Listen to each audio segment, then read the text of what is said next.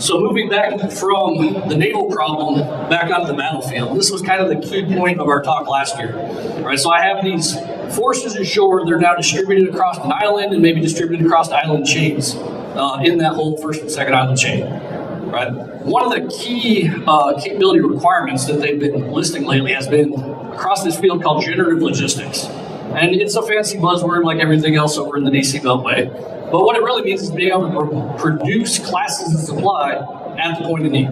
Right? And most of these combat functions are hinging around that energy. Without the energy, I don't have my C2, I don't have my mobility, I probably don't even have the long-range fires because most of those things have computers and targeting systems and they require energy as well, right? So there's been requirements generated for, first of all, how do I produce the energy at where it's needed on the battlefield, right? If I can't expect an oil tanker to pull up with a bunch of gas, how do I produce it there on the island in a reliable way, right? Not only do we have kind of these disparate island chains, so I'm not going to have a lot of footprint. I'm not going to necessarily have access to the local infrastructure, right? Because if you think about this whole we're going to hide in the island chain, what we're really telling subliminally these host nations is, hey, we're going to kind of hide it among you and make you a target for a nuclear adversary.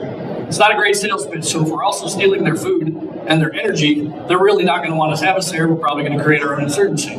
So we got to be able to produce the energy, right? We're used to being able to get the gas and being able to distribute it.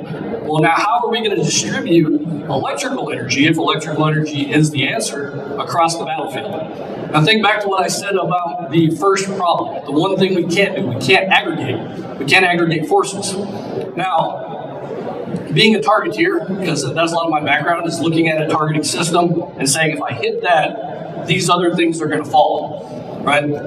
The adversary is doing the same thing. They have this targeting calculus that they're going through. So they're looking at, hey, what's the linchpin? Right? So now if I have something that is the main generator of power at that point of need, that's probably going to be a target. Now I'm looking at distributing forces around the battlefield. I know we had a intermodal power station here last year. It's a unmanned vehicle with 504 kilowatt hours of power storage on it. And it's got DC fast charge, so it's got give. Potential solution, right? Now I've got something that's got storage and it's got the ability to be mobile and it's got give, right?